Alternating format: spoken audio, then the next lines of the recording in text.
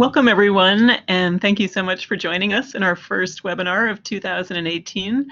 My name is Michelle Rapp, and I'm the Associate Director of Alumni Career Strategy with the Office of Alumni Relations.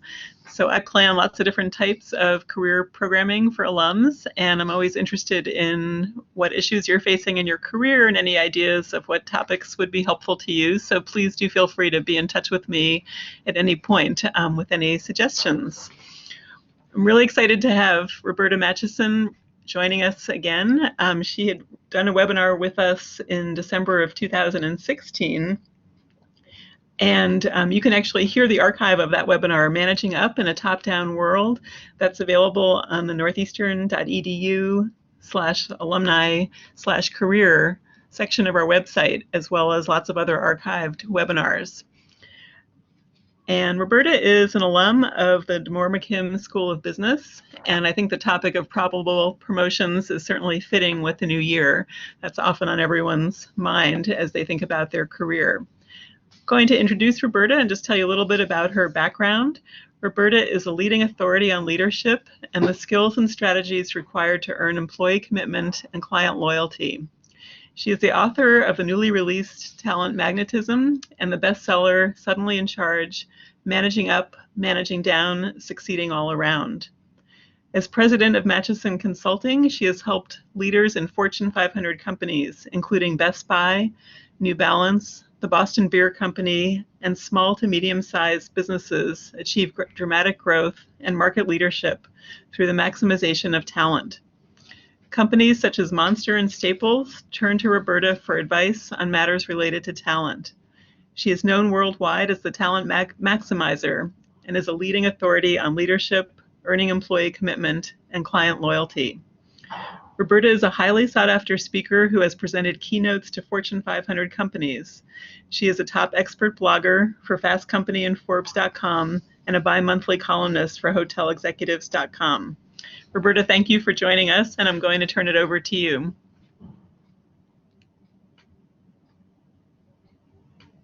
Oh. Is there anything?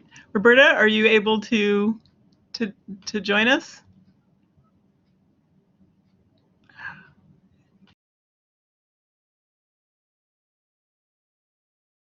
Having a technical difficulty for a second, but we tested this, and this should be set in a minute.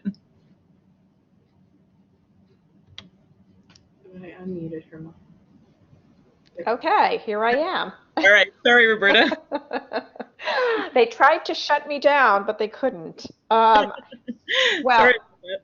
That's okay. Well, my tech expert happens to be a freshman at college, so thankfully I didn't have to call him on the other line and say, hey, help me out. Well, I am so delighted to be with you all today. I too went to Northeastern, and I have to say, as much as I had such a great education, nothing could have prepared me for the moment that I walked into work one day and my boss's boss called me in, and of course I was looking for my boss. I didn't see her, and I was like, what's the deal here? Well, it turns out that he had fired her the night before, and so there I was, suddenly in charge. And that's what the book Suddenly in Charge is about, what happens when you're first dropped into management. And I wanted to talk about that for a minute today because many of you who are on the webinar today may be looking for your first promotion into management. And so I think it's really important that you go in with your eyes wide open. I also think that the timing of this webinar couldn't be better because if I had to guess, some of you over the holiday, over the Christmas holiday, over Thanksgiving, had to, sit at the table with your cousin Dan or your Aunt Joan, who, just got promoted. And when you go to these dinners or you go to these cocktail parties, that's a time when many of you and many of us reflect. And we kind of look at our careers and we say, what the heck is going on? Everyone's moving up but me. And so I'm going to talk to you guys a little bit about why that's so. And so hopefully, again, with your eyes wide open, you'll be able to take some huge steps so that next Thanksgiving, or maybe even at the summer barbecue, you're the one sharing the great news about your promotion. Well, I'm sure everyone's heard that saying, time is money, but it really is. And the other thing about time is it's actually more valuable than money because we can't reproduce it. And so when you're looking for your promotion, the longer it takes for you to get it, you can never recover. You can't recoup that time, nor can you recoup the money that you would have gotten as a result of the promotion. And so first, you really have to get very clear on where you want to head. Okay, what is it that you really want in terms of a promotion? Otherwise, you're just kind of driving in circles. And that's why it's really important to have a roadmap. Because when you have that roadmap, you'll have a much better sense of what you need to do to actually reach your destination. And also, when you have a clear sense of where you're going, you'll be better able to manage your own learning.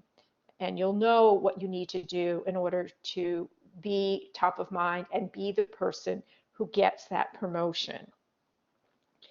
And so I find that a lot of times people just kind of wait around and, they hope that they'll be recognized. And, I'm here to tell you that hope is not a strategy.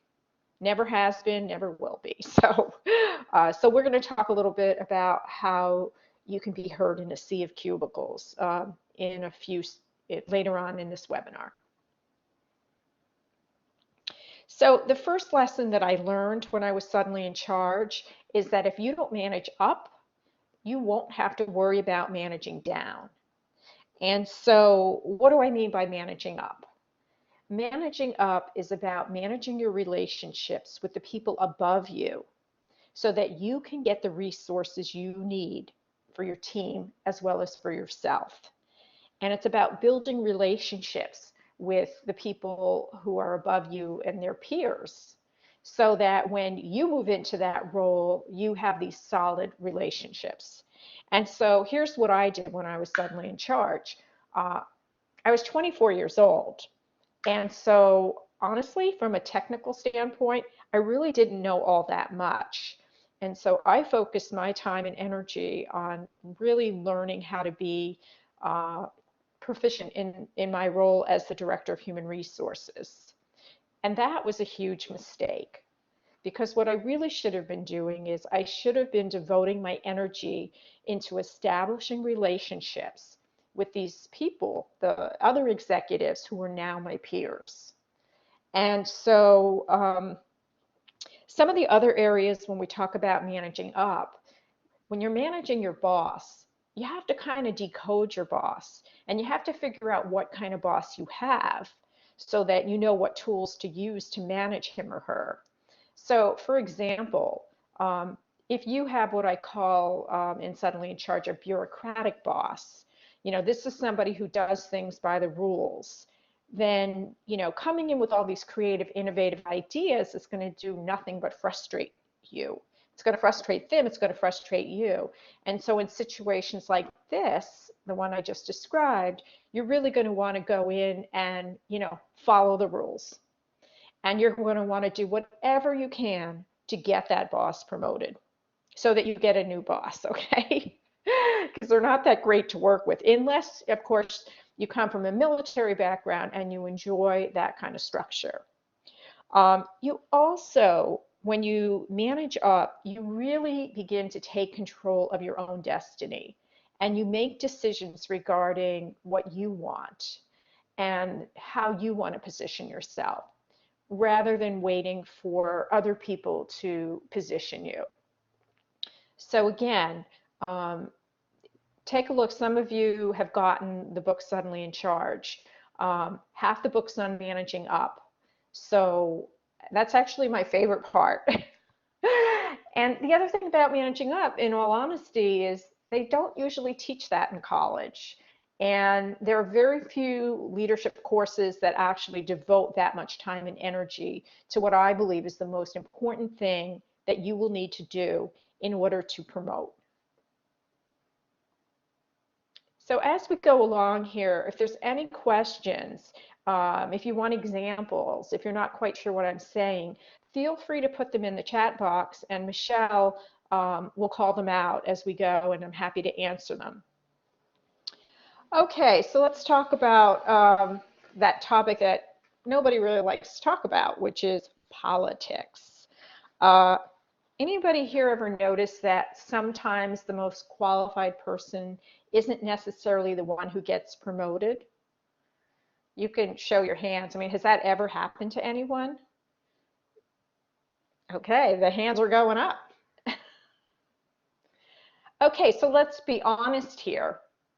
Has that ever happened to you, where you got the promotion and you may not have been qualified, and there might have been other people who it should have gone to, but because you were savvy enough in the way you manage your relationships, that happened to you?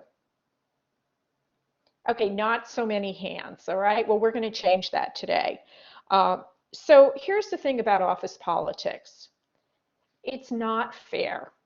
No, it's not fair that other people should get promoted because of who they know and how they're connected. But you know what? Life isn't fair. And the reality is that so many decisions are made based on politics, including like where your office is going to be located, whether or not your team's going to get the raise when there's a freeze on wages, who's going to get the new equipment. I mean, there are tons of things going on in the organization. And I do a lot of in-person, presentations. I do speeches. I do workshops. And I have to be honest with you, especially when I do workshops, people love to wear this badge that says, I don't do politics. Okay? They love it. It's just for whatever reason. But I'm just going to encourage you to really, before you say that, think about what politics is.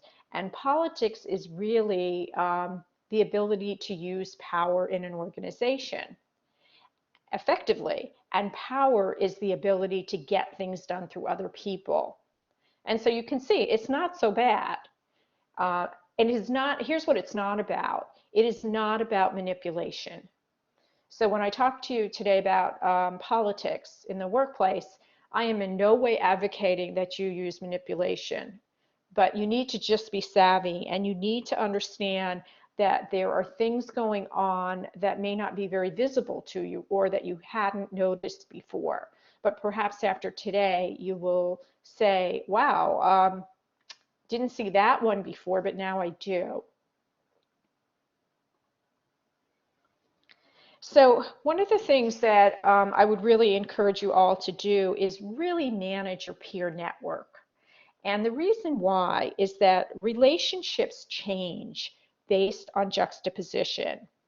And in all likelihood, a former peer of yours may one day actually be your boss.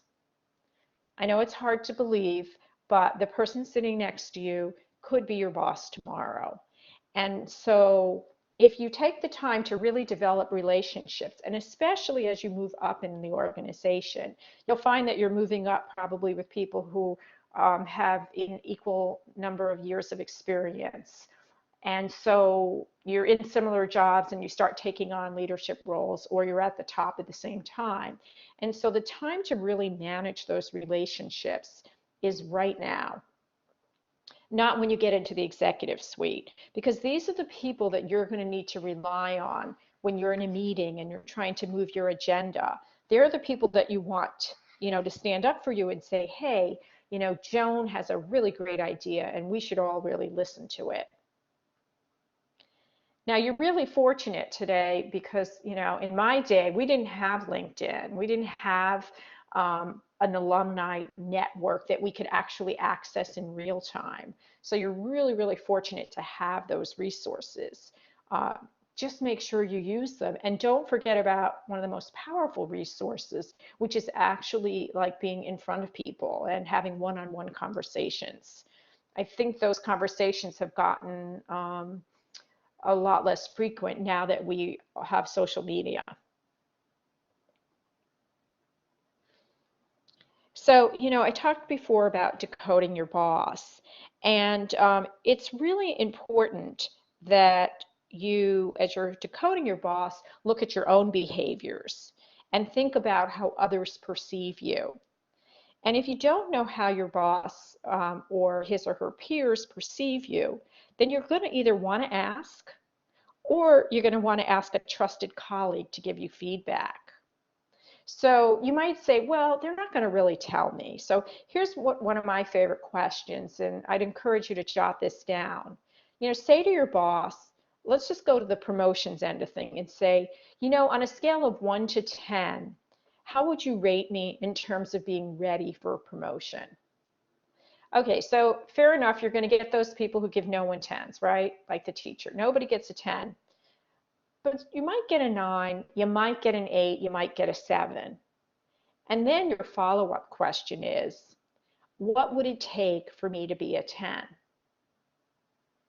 And when you ask that question, that's the part you really need to listen to, because your boss or a trusted resource and advisor, they're telling you that, well, here are some of your shortcomings. And if you can shore these up, you'll be well positioned to move into the next level of your organization.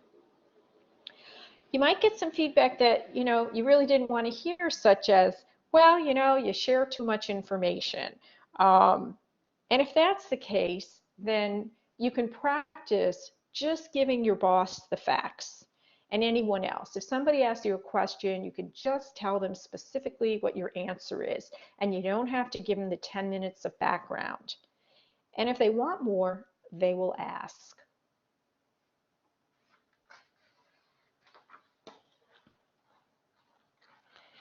Wow, money really does matter, doesn't it?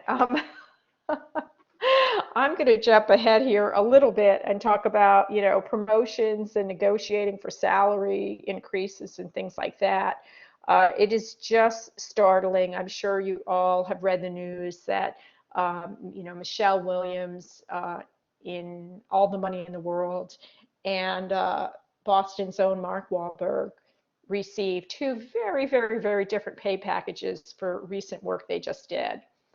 And, you know, I blame some of that to, I put the onus on Michelle. I think good for Mark for getting $1.5 million for, uh, you know, coming back into the studio and redoing his parts, where I think Michelle got maybe $80 a day. And so I think that's really a wake-up call. It's a wake-up call, especially for the women that are listening in today. And that is, you really need to know your value. You need to know your worth. You need to know what the market is paying for the jobs that you're seeking to go after.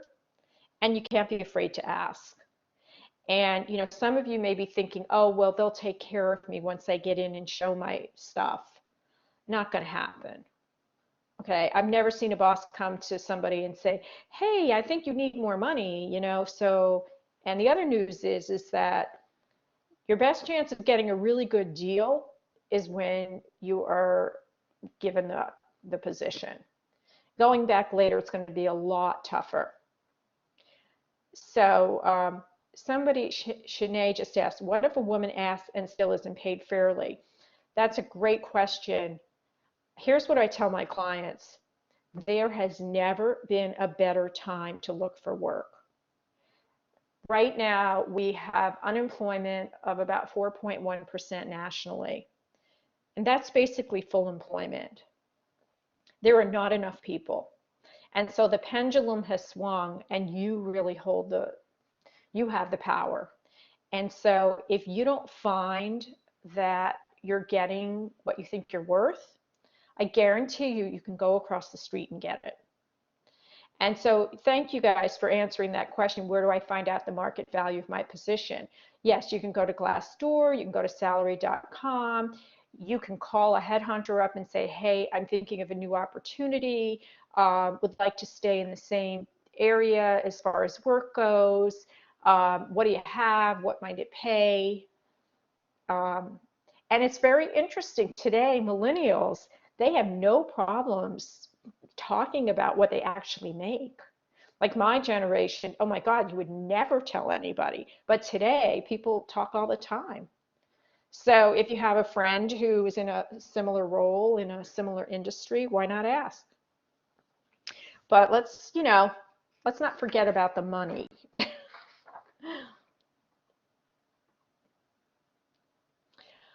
So let's talk about how you're going to toot your own horn so you can be heard in a sea of cubicles.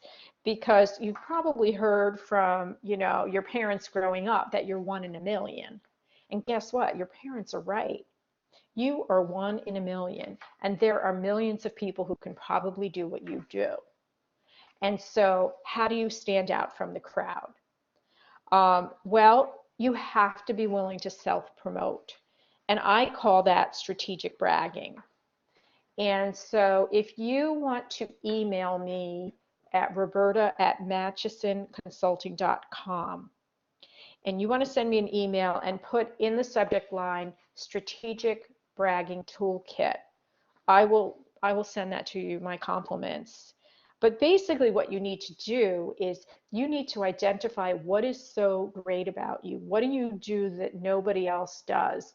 Or what do you do so well that if you left, you'd be missed? And then you need to learn how to weave those stories and those ideas into your conversations. And so what I have found is, again, and I'm not here to, put the women down. I'm just telling you my own experience. Women are less apt to self-promote than men.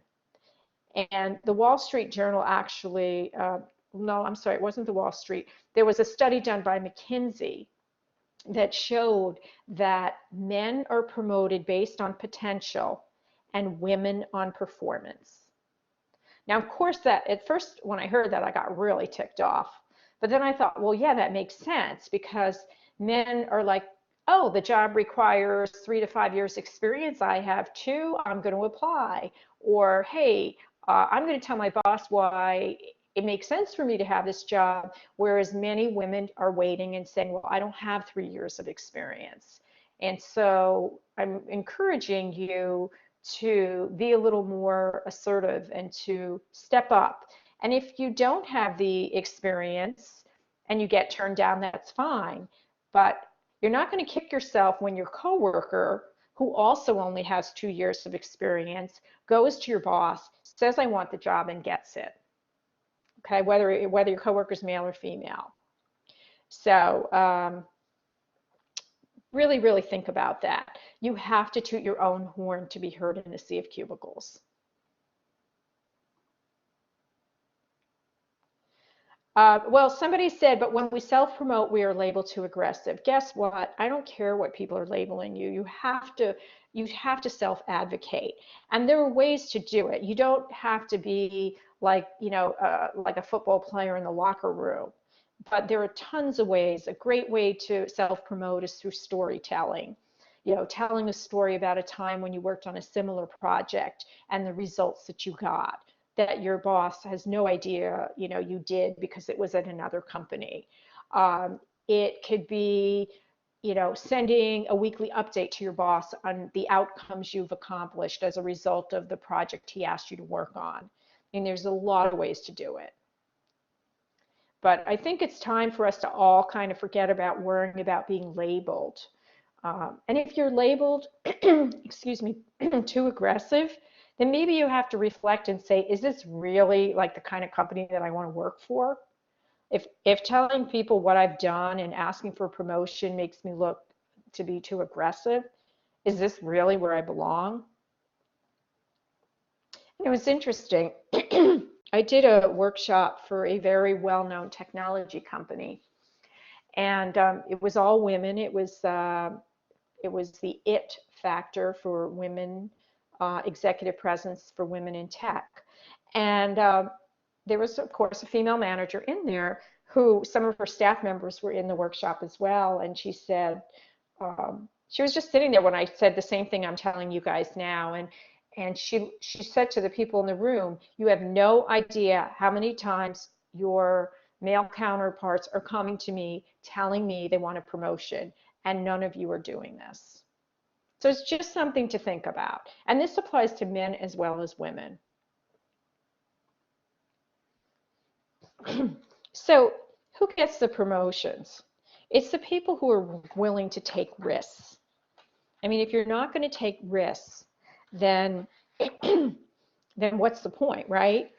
The people who take risks and are willing to do things that maybe they didn't think they were capable of are the ones who grow. And so I'll just share my own personal example. I didn't really think that I was capable of running an online program and engaging participants who I couldn't see for like 8 hours. I just didn't get it. I didn't think it was possible. But I finally, relented and I said, all right, I'm going to give it a try. And the results really spoke for themselves. I mean, online programs are now part of my business, and that never would have happened had I said no to an opportunity that fell right in front of me. So, my advice to you is to take whatever risks come your way. When you see it, pivot and just go for it. And that's what executives are looking for.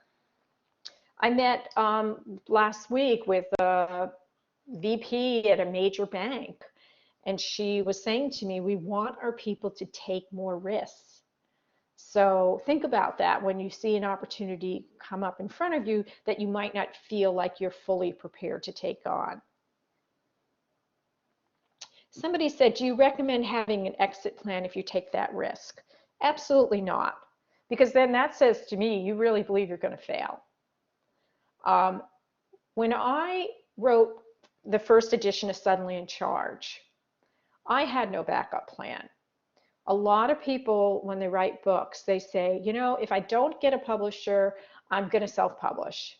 That was never an option for me. I just knew that I was going to get it out there and I was going to push and I was going to get a book deal.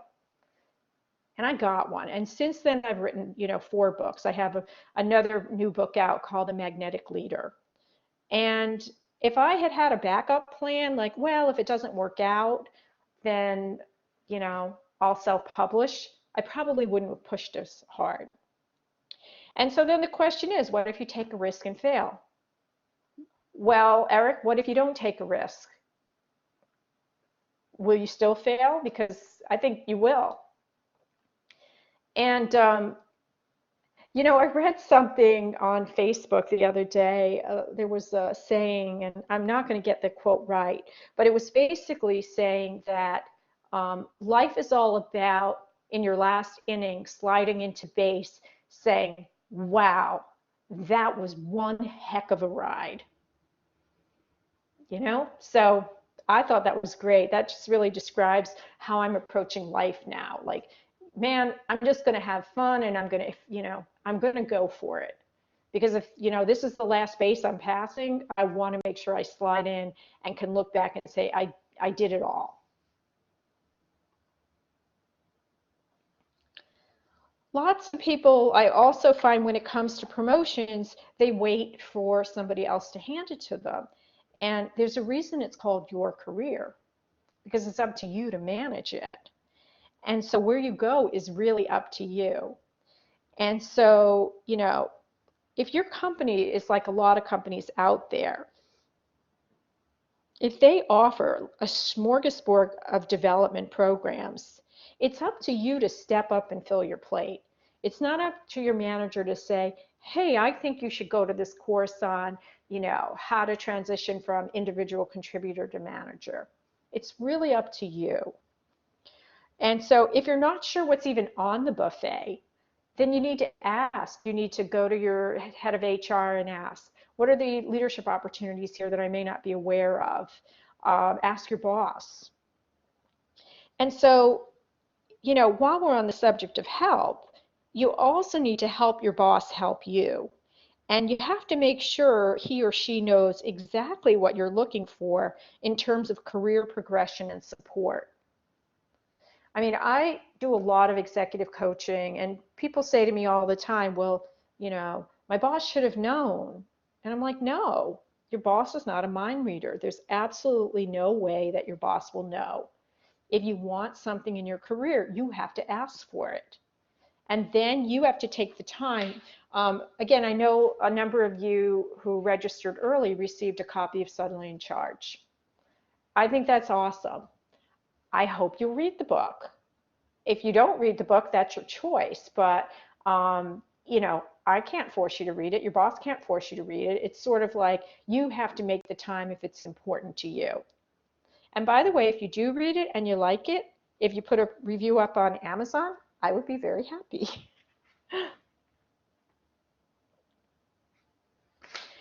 And so, again, I see so many people in my mentoring program. I mentor a lot of people who are looking to shift their careers and boost their careers or land a promotion. And one of the common mistakes I see made is that they don't have a growth mindset. They are just waiting for opportunities to fall in their lap. And the reality is that just doesn't happen.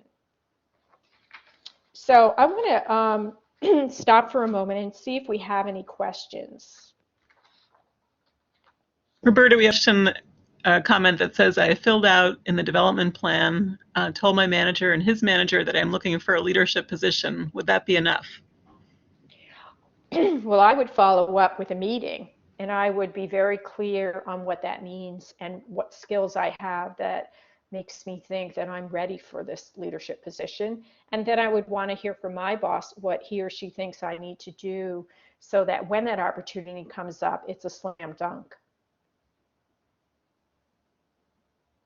If you ask your boss and he or she does not welcome your inquiry on being promoted, I'd find a new boss. Can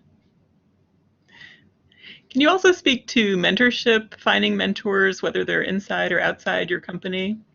Absolutely. In fact, in Suddenly in Charge, there's an entire chapter devoted to mentors and to coaching. And if you guys didn't get the book, I actually have that bonus chapter on my website. So I can provide you with the link to that, or you can go onto my website under Suddenly in Charge and look for bonus chapter. But let me just give you the Monarch notes here. So there's a big difference between a coach and a mentor. A coach is somebody that will help you work on specific objectives and behavior changes that you're trying to make, whereas a mentor will be there to guide you. And a person in a mentoring relationship, if you have a mentor, you're the one who's driving that relationship. You have to be the one who makes the calls or asks to have a meeting. Whereas a coach, usually what will happen is you'll have like a call every other week or something. So you can find mentors in a number of places. You can find them in your organization. And the thing about mentors is, let's say you work for a very large company. You don't need to look for the executive VP to be your mentor. You should really maybe look 2 levels up. You don't want your boss to be your mentor, but you maybe 2 levels up. You can find them, I'm sure, through the Northeastern Alumni Network. You can find them on LinkedIn if you reach out to somebody who looks like their background might be appropriate, or if you go to an event and you meet somebody and you're like, hey, I would love to learn more about how you got to where you are. Could I buy you a coffee? And here's something else. I didn't plan on doing this, but because you brought it up, Michelle, I actually have a mentoring program, and I just put up this crazy offer. I took 72% off the price of my program until February 1st. So if you're interested, I have a 6-month mentoring program that is $1,000, and it's usually $3,500. And so, reach out to me. We can both discuss if it's the right fit for you. But there's a ton of opportunities out there. But the thing you need to know about mentors is no one's going to come to you and say, hey, I want to mentor you. So again, you have to be assertive and you have to seek them out. We also had a question about what if you work in a small organization with limited growth opportunities? How do you suggest finding ways to grow when there's nowhere to go? That's a great question. I would suggest volunteering for projects and volunteering to take things on maybe that your boss is doing and trying to get more exposure. You can also grow through associations that you might, industry associations. So maybe you're a member of, the Association of Manufacturers, and you want to really hone your communication and your speaking skills. you could volunteer to present at one of the local conferences. So there's a lot of ways that you can grow and not have to leave a small company. Roberta, what are your thoughts on, I often hear people, trying to get promoted within their company or applying for jobs internally and it doesn't work out. And when should someone really be looking outside their organization? Well, I'm a gal who loves options. And so I think you should have all your options open, because you never know, right? And so you might see an opportunity that's perfect for you, and you may never get that where you are. So I'm not encouraging you all to resign today. Let's be really clear on that. I am encouraging you to understand what the potential is within your organization if you want to stay there and figure out how you're going to get to the next level. And if that's not possible right now, how you're going to find a position elsewhere that's going to give you that growth. And you may find this strange, but lots of people actually go back to their employers after they were promoted somewhere else. So you could do that as well. I have a question that says, what is your opinion of having a social media account in which you're demonstrating but not telling of your ambition for better roles? How do you demonstrate not tell would be my question. Okay. Maybe that person could clarify that. Okay. But Yeah. I do want to just jump on that social media piece. Social media is awesome. It's also can be a killer. So let's start out with the awesome piece. If you want people to take notice, LinkedIn has this great publishing platform now. It's free. You could just start putting up articles about your industry, your thought leadership, what you think about what's going on. You may have to ask your employer if they're okay with that. Everybody's companies have different rules. On the other side, I had a client reach out to me and she said, holy mackerel, we just offered a job to somebody and then we saw their social media and we thought, oh my gosh, we cannot hire this person. So I know we all think that whatever we write on Facebook is private, but they keep changing the algorithms and then all of a sudden everything's public. So I would tell you that it makes a lot of sense to go back into your social media and sort of clean things up. What about assessing, like if you're taking a new position, assessing your boss, because that can really impact your ability to get promoted? Oh, I always think you should assess your boss. For me, I'd rather have like a boring job with an awesome boss than like this awesome job with a horrible boss. And I mean, you can have both, don't get me wrong, but I do think you have to be assessing your boss. And that's part of decoding your boss. You have to figure out, is there a way for us to find common ground? How would we work together? Is this the kind of person that I would enjoy working for? And today, my goodness, you have Glassdoor. I mean, there are so many secrets going on there. It's incredible. And I'm glad that it wasn't around in my day because I'm sure people would have been talking about me. And not necessarily in a great way. So I would and that's why it's really great when you're looking for new jobs to use your network because people are going to be honest with you. If you called me up and you're like, hey, I'm looking to take a job at XYZ company and I noticed that you're connected with the guy I'm interviewing with, I'd say, wow, he's a solid leader. Or I might say, keep looking. Now, of course, I wouldn't do that if the guy was my client. I would have to decline your question. But if it was just, my neighbor, I would be happy to tell you. We also had a question about the common challenge of sometimes getting promoted means demonstrating management skills, but there's always that issue of if you don't have them, how do you get them? Well, let's break it down. So, what is a good leader? It's somebody who's authentic. It's somebody who's a strong communicator. It's somebody who does what they say they'll do. It's somebody who follows up. It's somebody who's well organized. It's somebody who steps up when everyone else steps back. Like all of these things are things that all of you can do without having the title manager. And then again, as we talked about with these associations, you could, be the chairperson of the membership committee.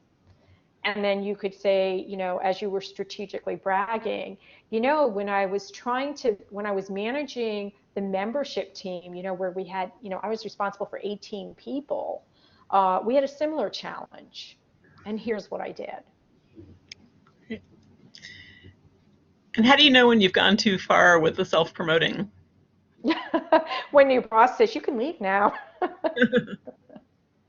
I mean, listen, the goal here is not to be obnoxious, and it's to just sort of seed things, like, throw a couple of seeds here, a couple of seeds here, a couple of seeds there.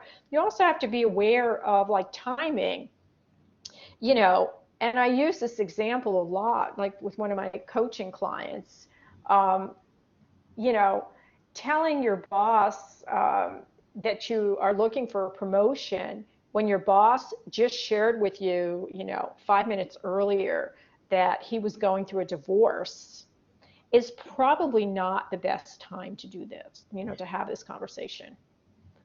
So he's not going to really be focused on what you have to say. He's going to look at you as being very insensitive. Like there's a whole host of reasons why you're now on the non-promotable list. Got another good question here. So many good questions. Thank you all. This one is, what are the top things to think about if you're proposing a brand new position within your current company? Well, the number one thing to think about is, why is it in the company's best interest to have this position? And then the second thing to think about, why would my boss approve this? What's in it for him or her? Mm-hmm. So maybe it's a position that's going to take some of the daily grunt work away from your boss. So you want to position it by saying, and by implementing this new position, you'll be freed up to work on those more higher visibility projects in the organization.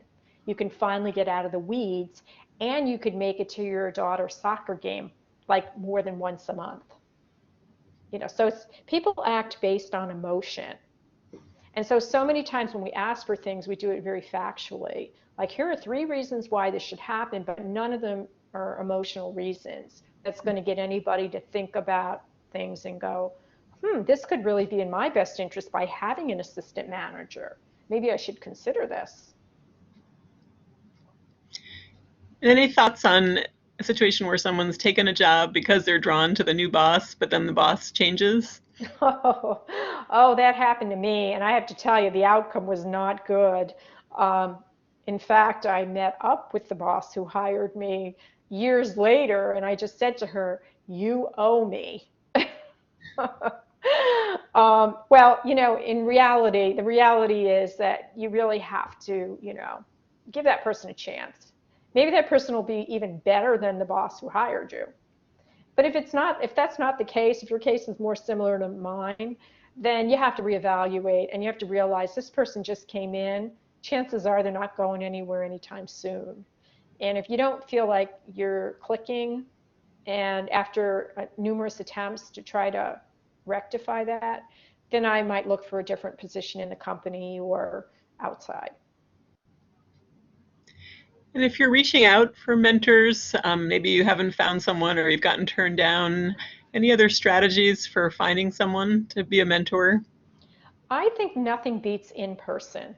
And again, I keep bringing up these associations because people go to these association meetings. They go to alumni events because they want to network. Um, Although the food is great, Michelle, I can tell you that from personal experience, it's not about the food. It's about connecting and speaking to people. And so, if you're trying to do all your mentoring and you're reaching out to mentors via the web and they've never met you, they're probably going to say no. But again, if you're on a committee, the beauty of associations is, you don't have to have experience. So you could be on a committee with somebody, if let's say you're a financial analyst, you could be on a committee with somebody who's the VP of finance for, a major, hedge fund, and you'd be working side by side. And so you have an opportunity to get to know them personally, and you can always say, I'm really looking for a mentor. Would you be open to that? Let me tell you what that might look like. Great, and thanks everybody for these great questions. I think we've covered them so far. Okay, so we'll We'll have keep time going. for more, yeah. So, part of this business of taking control of your own career is really about, your skill building. And so you have to figure out where you need to build skills, and then you have to be prepared to invest in yourself. And, I get it, who wouldn't want to be, at yoga tonight, especially as it's snowing here in the Northeast? But, maybe you need to be in graduate school at night. Maybe that's going to propel your career forward a little faster than a couple of downward dogs. Um, or you have to be willing to purchase a book. Like if your company is like, well, we're not, we don't have any money for that. Then you have to say, this is important to me. I am going to go to that workshop anyhow. I'm going to that dinner tonight anyhow, and I'll pay for it myself. Um, and I'll buy the book because I'm going to read it, and then I'll take what I need, and that'll be that. But you can't just expect your companies to do this for you. It's not going to happen.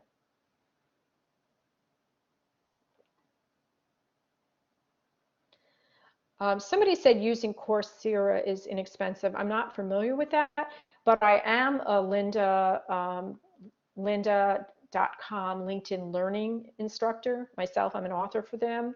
And so if your company has LinkedIn Learning, which a lot of companies have today, you have access to over 9,000 courses. So, if you have that, do a search under Matuson and you'll see my 6 courses, and I have 2 more that I'll be doing next month as well. So these are all really great. Oh, that's great. Thank you, Dan. Dan says that lynda.com access may be free at your local library without exercise files. That's awesome.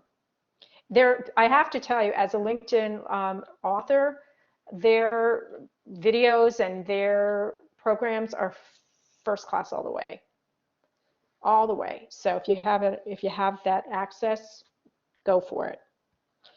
So, we talked about this earlier, but it really bears repeating, and that is you have to take advantage of all opportunities that are presented to you, even if you don't think you're quite ready. And I'll let you in on a little secret. No one is really ever ready. So go for it. So I'm going to open it up for some more questions before we close here. Do we have other questions that you guys have had on your mind?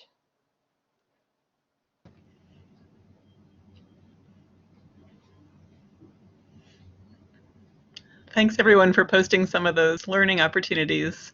Any other questions? Don't forget, today's questions are free. Okay, we have a question about, I've been given a lot of tasks and priorities. Is it okay to say no? Yes, it's definitely okay to say no. And it's sort of like so many of us are doing tasks that make no difference. Like nobody's reading reports anymore. So why are we even doing this? So there's nothing wrong with pushing back and saying, look, what is it exactly that you're looking to achieve here? Because I have some thoughts on how we can get there faster for less money. And why, who would say no to that? Like, no, I don't want to hear that. Like, no, of course they'll listen. Oh, somebody asked, do you recommend other sites besides Glassdoor to evaluate your to-be boss? I recommend that you go onto LinkedIn and see if you have a connection, a second level connection, a third level connection, and reach out to that person and just say, hey, I'm considering employment opportunities and noticed you're connected to, Jack Smith. Yep. Do you have a minute? I just would like to get your feedback.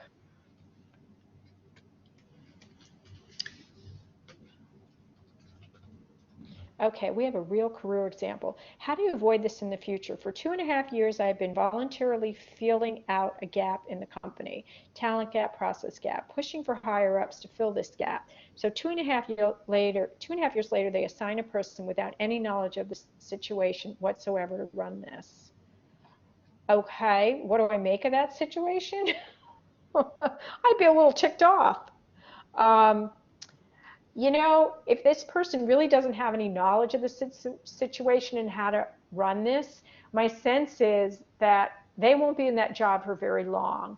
And so if it's still a place that you want to remain in, I would position myself to be the absolute go-to guy that will get this position when it becomes available again.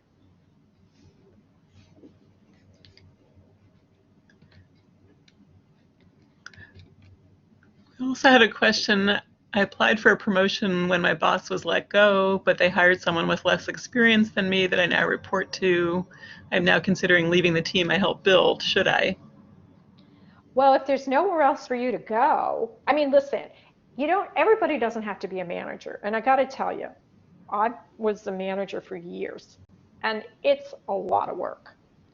And so if you're in a place in your career where, you know what, I just want to come in, I want to do interesting work, and then I want to go home. There's absolutely nothing wrong with that. And I get a nice paycheck, and I can make it to my yoga class, which we talked about earlier. Like everything is fine, then stay.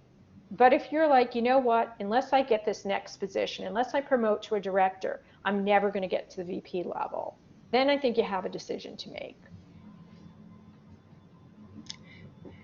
We have someone where they've had 4 bosses in the past 2 years, and they always say, prove yourself all over again. What's the strategy when you're dealing with changing bosses? I would tell them to prove themselves to me.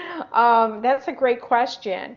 And I have, in Suddenly in Charge, in the book, I talk about it's about decoding your boss. How do you figure out what your boss really wants from you, and how do you manage your boss? And you better get really good at it, because as V has pointed out, it's happening so rapidly that all of you are getting new bosses. Like it used to be maybe one every 3 years. Now it's like every 6 to 9 months. So you have to get really good at decoding them. And then, hey, Paul, I love your idea. We should all connect on LinkedIn. If you guys want to send me an invite, just do me a favor and write a note, was on your webinar today, because I get like hundreds a day. And when people don't write, that's another thing. When you want to connect with someone on LinkedIn, tell them why. Hey, I'm interested in connecting with you. I read a post you put up, and I like your thought leadership. Like, just take 2 minutes. Don't just like send an invite, because when I get those and I don't know who you are, I'm like, ignore, ignore. And the thing with LinkedIn is that if people are hitting ignore too many times, they will limit you. You will not be able to connect to new people because they think you're just spamming everyone. And if you were just promoted, when is it okay to bring up promotion again? Well, congratulations. Um, I think you should be in your job a good 3, 4 months, maybe 6. But if there's an opportunity that comes up and you are the gal or guy for that job, then why not step up? And you just say to your boss, I love my job, but I really would be remiss if I didn't step up and tell you I could do this, because I'm the perfect person for this. We have a question about how do you deal with a situation where you have started your own business, have a regular job, the boss knows about that, and is not willing to promote you as a result?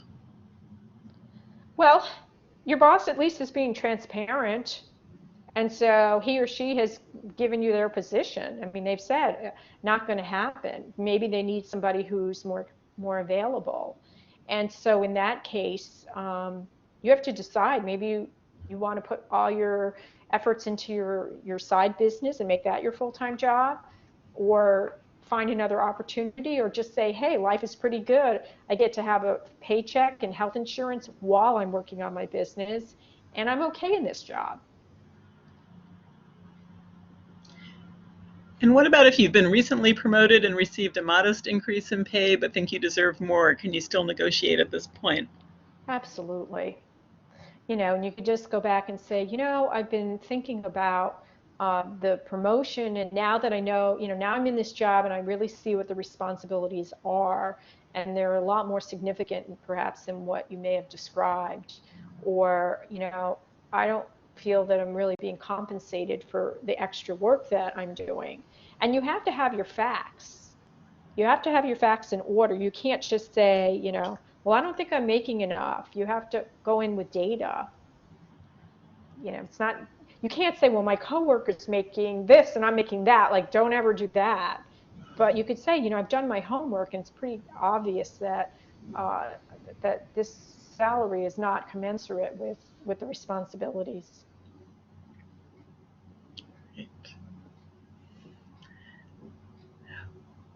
So it looks like our time is just about up.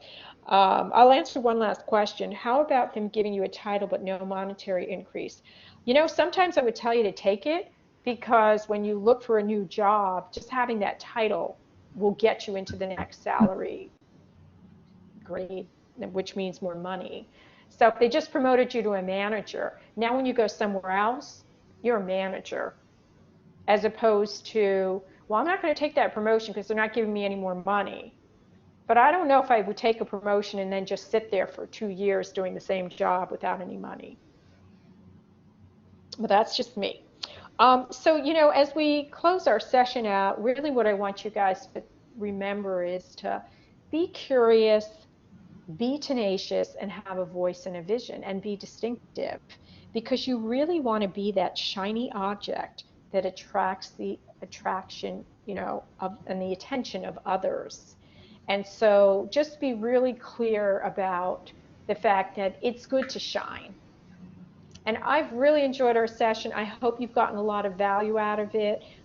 If you've got questions, you can email me at roberta@matchisonconsulting.com, and write to me when you get your next promotion. I would love to hear from you. Roberta, thank you so much. This was obviously a very thought-provoking session. It's generated one of the most lively discussions that we've had through a webinar format. And you've given us a lot to think about, a lot of different angles and avenues for advancing ourselves, and some good advice also about taking risks and being bold and continuing to learn. So as in the past, it's really great to have you share your expertise with us, and I greatly appreciate it. My pleasure. I also want to mention one upcoming program that's also virtual.